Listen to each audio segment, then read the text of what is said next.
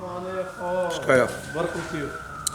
Okay, yesterday we were learning about Yom Kippur, the eating aspect. We were talking about you can't eat any amount, is biblically forbidden, but you have to eat a gegregeris, which like we said is a little bit less than 2 ounces, and drinking is, let's say, a little bit over an ounce, to be chayiv karis. So therefore somebody that's sick needs to speak to a Rav to find out how they go about eating and drinking less than a shear over the time that's considered eating. Now it's forbidden on Yom Kippur also. It says you're not allowed to even rinse your mouth. Even if you rinse your mouth and spit it out, you're not allowed to do that on Yom Kippur. Smelling, on the other hand, to smell things and make brachas for smelling, that it says in Shulchan Aruch is a good idea to you on Yom Kippur. Why? Because you need to have the 100 brachas. So, like this, during the Shabbos, you have washing, benching, hameitzi, brachas, a bunch of different things. Yom Kippur, you're losing out all those brachas of eating and drinking and benching and all that. So how do you make it up? So it says you make it up by smelling things. Even though, the question, but your body is also benefiting from it. So the Gemara says, no, reach smell is not a benefit for the body. The Gemara says it's something the neshama benefits from, and that's not forbidden on something which you smell. Okay, next is rechitza. What? Say if you're on the level of angels, is it a good conclusion that the angels are able to smell because they don't eat? No, I don't know if angels could smell. They probably can't smell because they don't have a body. You need a nose to smell.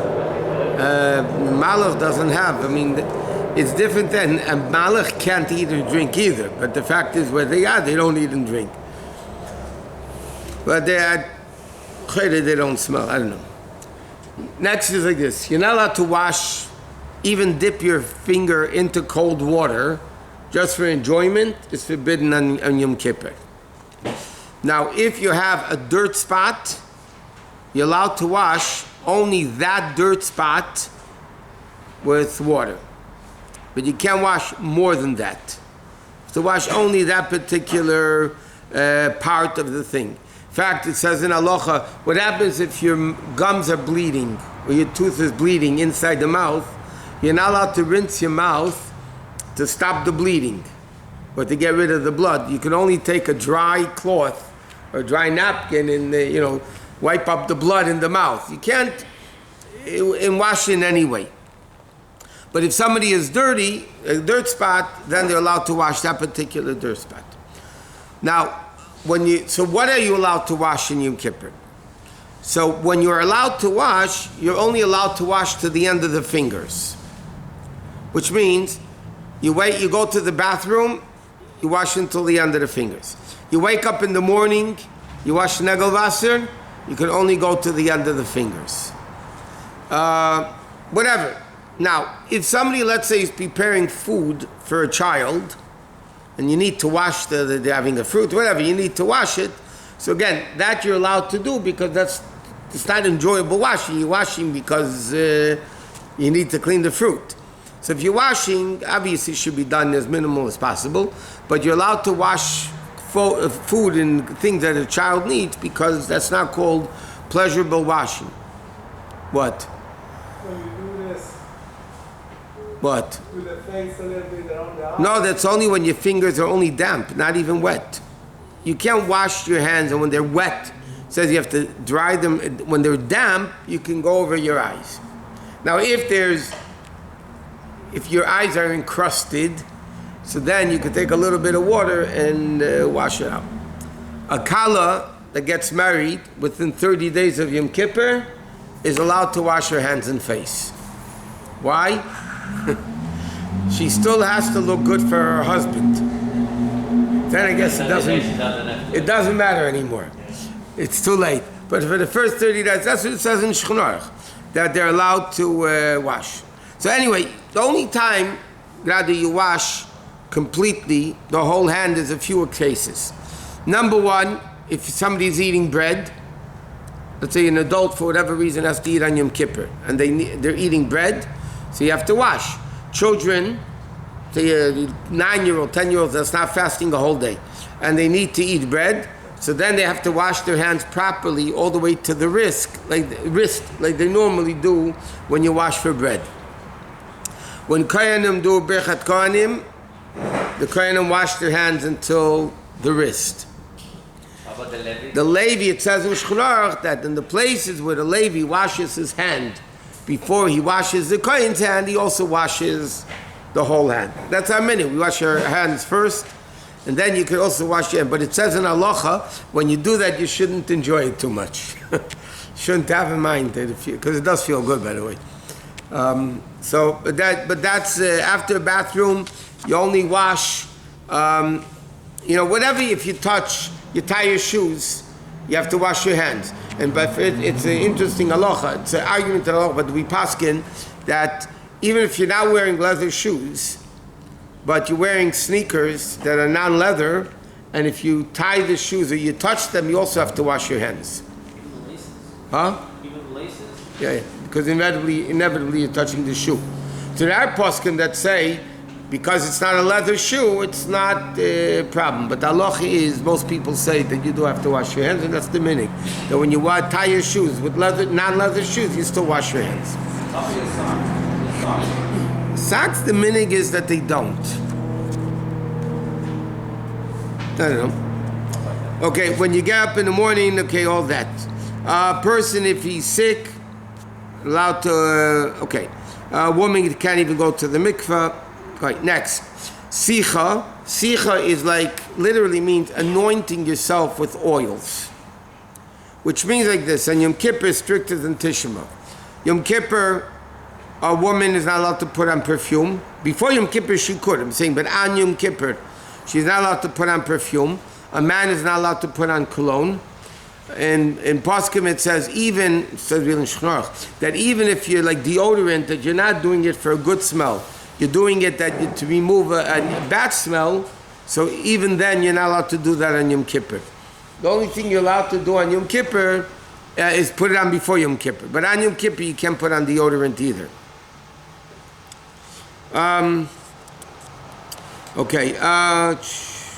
A woman who has 30 days of birth. Okay, next. Nila sandal wearing shoes. Any shoe that has any leather in it whatsoever, even a thin strip of leather, you're not allowed to wear Yom Kippur. It has to be a shoe that's not at all any leather. At all. Now in brachas in the morning, when we say the whole list of brachas, we make a bracha every day, Sha'asa li kotzarki. Simply means Hashem does all my needs for me. The Gemara says, in brachas, that refers to wearing shoes. In fact, the Gemara says, nowadays we just knock them off together. You take a city, go read. In the olden times, in time of the Gemara, that's not what they did. When they heard a rooster in the morning, they said, Anaisin lasach vivina. They opened their eyes, they said, Pekeach hivrim. They moved around, matir asurim. Whatever they did, so big one where they would tie the gartel around their clothing. So, or the bracha sha'asili kotzarki was for shoes. So therefore, because of Yom Kippur and Tisha B'Av for that matter, you don't wear leather shoes, so you don't make the bracha sha'asili kotzarki. You skip it in the morning brachas. If you have a machzor, it's already automatically left out, or it says clearly you don't say it. Some people have a minig that after Yom Kippur, when Yom Kippur at night is over and they change into leather shoes, they make the bracha then. But the Rabbi writes our minig is we don't make it until the next morning. Does that mean that you're supposed to remember certain brachos and you put a hat on? Like you said just now, Ote Yisal B'Sifara is for head covering. Eze Yisal B'Gvura is for the gartel. Shasi Kotzarki is for shoes. The Gemara goes and enumerates each bracha what it's for. you're supposed to have it in mind. Why do you say that? When do you say it? They tell a story with that bad ditch of it. It's not our custom, but in many shuls, the chazan goes up and starts some brachas. They say out loud all the brachas. People say amen. Yeah. I know Sfardim, they do it many, and the Ashkenazna does it, and a lot of the Nusach Sfar does it. Anyway, so the Raditchever used to do it in the morning. He used to go to the Yom and say the brachas. And he always left out the brachas Shlei Asani Goy. Left out the brachas Shlei Asani Goy. So they asked him, why are you leaving out the brachas Shlei Asani Goy? That Hashem didn't make me a Goy. So he said to them, the second he wakes up in the morning and he realizes he's a Jew, he can't wait. He says the bracha Shlei Asani Goy. He can't wait. So he's not allowed to repeat it again. You can't say the same bracha twice. So Shlei Asani Isha, we had a guy in shul, Oliver Shalom. He used to, every morning, he used to come to shul, he used to say out loud, Shlei Asani Isha. Remember? And he said, tell us, say that at home in front of your wife. Don't say it in shul when she's not around. Say it in your house when your wife is there. Okay, so somebody, by the way, Lamashul, it's they can't go without shoes because they're sick and don't forget, it's not in the olden times. They didn't have like we have today, carpets and tiles. They would walk in the street. It would be difficult. So they, because of illness, they were allowed to wear leather shoes when they had to. Then, if possible, they should take them off when they get indoors. But a woman that they just gave birth within the last 30 days, and it's for her to, then those days, nowadays it's not an issue anymore, because now we have shoes, non-leather shoes that are better than the leather shoes. In fact, it's not a joke. There are poskim that question that if you have a non-leather shoe that's very comfortable, you're not allowed to wear it on Yom Kippur and Tisha B'Av. There are poskim that say that. Because you're more comfortable with this than with its cushion, it's The non-leather shoes that go for $40,000 a pair. I know. And the person that buys it should spend the $40,000 in a mental institution.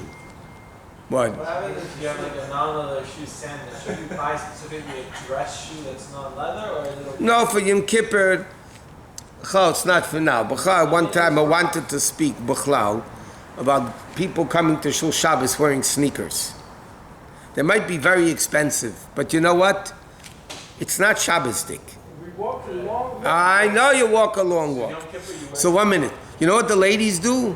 Okay, if they go by the Erev, they wear this and they come to Shul, they put on good shoes.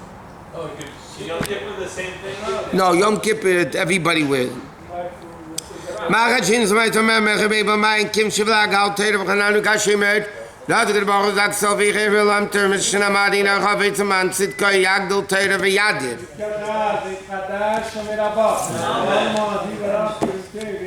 Who's up? In the car?